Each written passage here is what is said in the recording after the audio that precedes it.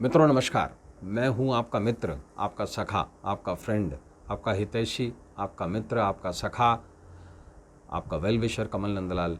और मैं आप सभी दर्शकों का हार्दिक अभिनंदन करता हूं, आपका स्वागत करता हूं, आपका वेलकम करता हूं। एस्ट्रो तक की खास प्रस्तुति कमल नंदलाल के महा उपाय जो आपके जीवन को सरल, सुगम और सफल बनाए, आपके जीवन को सक्सेसफुल बनाए, आपके जीवन से नकारात्मकता के अंधियारे को मिटाए और सकारात्मकता के उजियारे को रोशन करे। ज्योतिष का मूल मंत्र यही है, अंधेरे से उजियाले की ओर ले चलो, अज्ञान से ज्ञान की ओर ले चलो।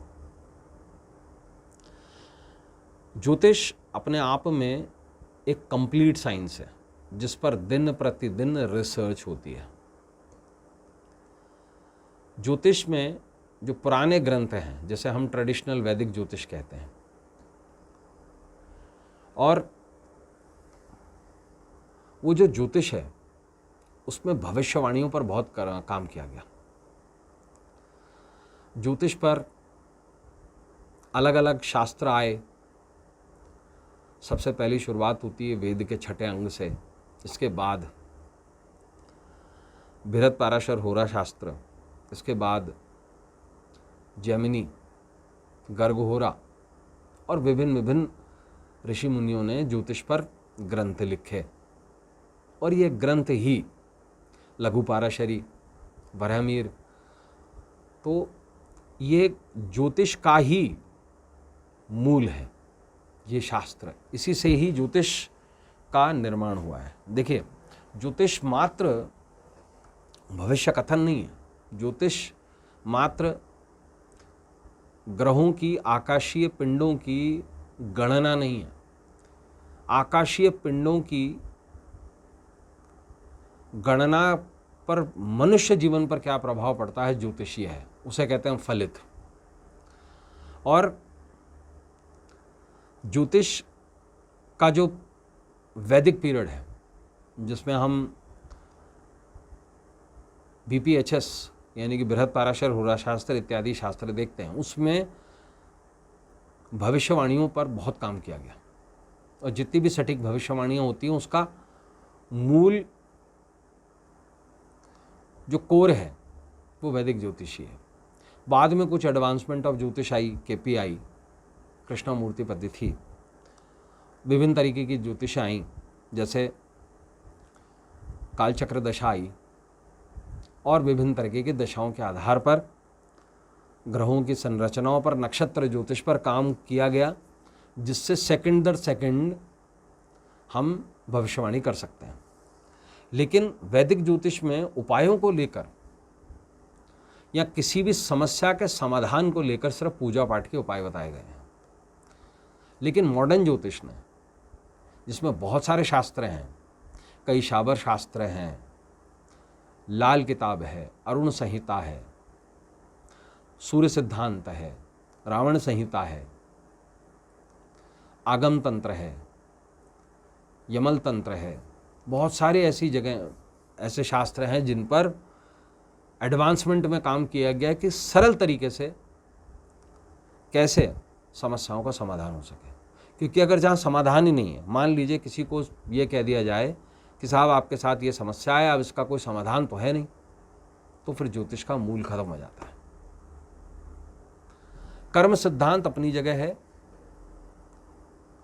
जो कभी नहीं बदलेंगे, लेकिन हाँ, ज्योतिष में कई ऐसे नियम हैं जिनसे समस्याओं को कम किया जा सकता है और इच्छाओं को पूरा किया जा सकता है। आज का जो विशेष विषय है हमारा, वो भी कुंवारों को सुंदर जीवन साथी दिलवाने के कारण है।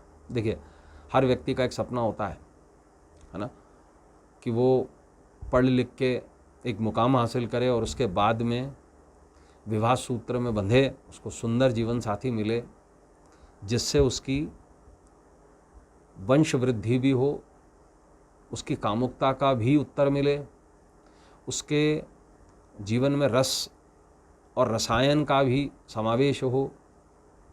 और ये मनुष्य जीवन में बहुत ज़रूरी भी है कि स्त्री पुरुष एक दूसरे के पूरक हैं। ऐसे में कई लोगों का विवाह कई लोगों के जीवन में विवाद तो छोड़िए साहब, कोई आता ही नहीं है, न कोई रस है, न रसायन है, न कोई जीवन में रसिकता है, ना ही किसी से बहुत ज़्यादा मित्रता भी है, और मित्रता है भी तो वो प्रेम संबंधों में बदल नहीं पाती है। इसका सबसे बड़ा मूल कारण होता है शुक्र का खराब होना। और शुक्र जब कभी भी खराब होता है, या चंद्रमा अगर किसी का खराब हो जाए, तो मूलतः संबंधों को लेकर बहुत समस्या रहती है। ऐसे लोग मैंने देखे हैं जिनका लव मैरिज हुआ है, कभी भी बिगड़े हुए शुक्र की महादशा या अंतरदशा या प्रत्यांतर आए हैं, चंद्रमा की दशा आई और चंद्रमा बिगड़ा हुआ है, और ऐसे में बहुत की वाइटल रोल प्ले करता है कि 5वें भाव का स्वामी है, 7वें भाव का स्वामी है, 12वें भाव का स्वामी है। ऐसे केस में मैंने डाइवोर्स होते हुए देखे हैं। तो ऐसे में सवाल ये है कि जिन लोगों को उनका पार्टनर ही नहीं मिल रहा है, जीवन साथी मिल ही नहीं रहा है, उनको सुंदर जीवन साथी कैसे मिले। कई लोग बोलने में अच्छे नहीं होते, तो वो किसी को आकर्षित नहीं कर पाते। देखिए, आकर्षण सर्वाधिक रूप से आँखों से होता है सबसे पहला, उसके बाद कर्णों से होता है, सुनकर। अगर आप किसी से इम्प्रेस हैं, अगर आप किसी बोली से इम्प्रेस हैं, तो भी आप उसके प्रति आकर्षित हो जाएंगे। तीसरा, हाव भाव, आपके जेस्चर्स। उसके बाद फिर बहुत सारी चीज़ें हैं। आपका स्वभाव कैसा है, ये भी मैटर करता है। लेकिन ऐसा क्या हो कि कुंडली में 7वां भाव बहुत समुदाय अष्टक वर्ग में बहुत ज़्यादा डाउन हो, 5म भाव भी बहुत ज़्यादा डाउन हो, और आदमी बिल्कुल व्यक्ति एवरेज लुकिंग हो। तो ऐसे में क्या करें, कैसे मिले सुंदर जीवन साथी।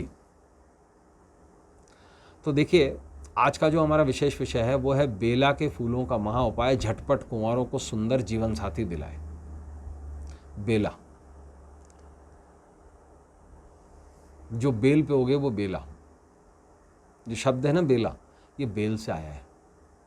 और बेल ये बेसिकली एक ऐसा फूल है बेला, जिसको हम मोगरा कहते हैं, और ये झाड़ीदार बेलनुमा पौधा है, और ये अपनी भीनी खुशबू मालाएं बनाने के लिए, पूजा पाठ के लिए और इत्र के लिए बेहद खास तरीके से जाना जाता है। इसका वैज्ञानिक रूप से जो नाम है वो है जैस्मिन संबाक, या समाबाक कहते हैं इसे। मूलतः ये फूल बहुत छोटे होते हैं, और इनकी पंखड़ियाँ मोगरे की तुलना में थोड़ी बिखरी हुई होती हैं। है ये मोगरा ही, लेकिन मोगरे की एक अलग प्रजाति है, जिसे बोलती हुई भाषा में अरेबियन जैस्मिन भी कहा जाता है। और बेला सबसे भीनी खुशबू का सबसे सुंदर फूल है। ऐसे में क्या करें? देखिए, इस प्रयोग को सोमवार या शुक्रवार से शुरू करके लगातार 21 दिन करें। क्या करें? शिवलिंग पर बेला के फूल अर्पित करें 21 दिन लगातार। आप ये देखिएगा, 22वें दिन से ऐसे योग शुरू होते हैं जिससे सुंदर जीवन साथी प्राप्त होने की संभावनाएं बढ़ जाती हैं। तो दोस्तों, ऐसे ही उपायों को लेकर कल आपसे फिर मुलाकात होगी। आज के लिए बस इतना ही, इजाजत दीजिए। नमस्कार, नमः शिवाय। अगर आप मुझसे जुड़ करके अपनी समस्याओं का समाधान चाहते हैं और चाहते हैं कि आपकी समस्याओं को ज्योतिष के माध्यम से सुलझाया जाए, तो आप हमसे संपर्क कर सकते हैं, जुड़ सकते हैं एस्ट्रो तक पर।